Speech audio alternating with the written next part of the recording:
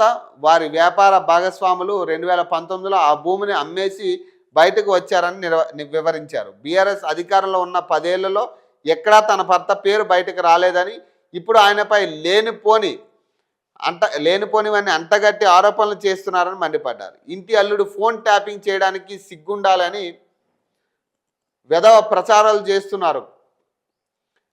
కళ్ళు చల్లబడతలేవు మీకు, పార్టీ నుంచి బయటికి వెళ్ళగొట్టారు కదా ఇంకేంది అని కవిత ధ్వజమెత్తారు. రేవంత్కు సంబంధం అందుకే సైలెంట్ అంట. కాంగ్రెస్ ప్రభుత్వం హీల్డ్ పాలసీ తెచ్చి భూములను దారాదత్తం చేస్తుందని కవిత ఆరోపించారు. దీనికి బీజం వేసింది ఎవరు? డిస్టిల్లర్ భూములను ప్రైవేటుకు ఇవ్వలేదా? పలు సంస్థలను ఎంపిక చేసుకొని చేంజ్ ఆఫ్ ల్యాండ్ పేరిట ప్రభుత్వ భూములను మీరు ప్రైవేటుకు దారాదత్తం చేయలేదా? దాని మీద సంతకం పెట్టింది కేటీఆర్ కాదా అని ప్రశ్నించారు. బీఆర్ఎస్ కిటికీలు తెరిస్తే కాంగ్రెస్ వాళ్ళు ఏకంగా దర్వాజాలు తెరిచి దోచుకు తింటున్నారని ఆరోపించారు. బీఆర్ఎస్ హయాంలో అవినీతి జరిగిందని వారిని తెల్లారలేక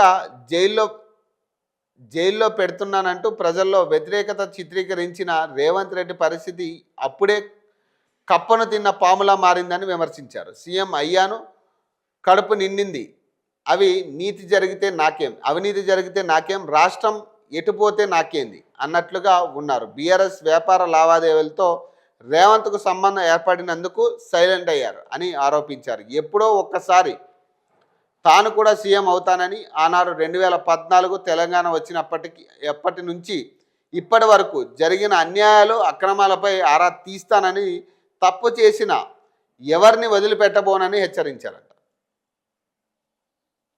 2014 అంటే ఇక ఎప్పుడు కేసీఆర్ ముఖ్యమంత్రి అయినప్పటి నుంచి, కేసీఆర్ ముఖ్యమంత్రి ఆయన నుంచి అవినీతి జరిగిందని ఆమె చెప్తా ఉంది.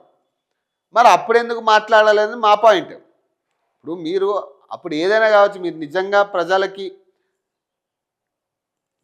ప్రజలకి మంచి చేయాలని చిత్తశుద్ధి కనుక మీకు ఉండుంటే, నిజంగా ఈ బాధ మీకు నిజంగా కలిగి ఉండుంటే ఆ రోజే మాట్లాడాల్సింది. అందరూ మీ వెంట నడిచేటోళ్ళు, తెలంగాణ ప్రజలందరూ కేసీఆర్ నదులు మీ వెంట నడిచేటోళ్ళు కదా. మరి ఇప్పుడు వచ్చి మాట్లాడుతూ ఉన్నారు.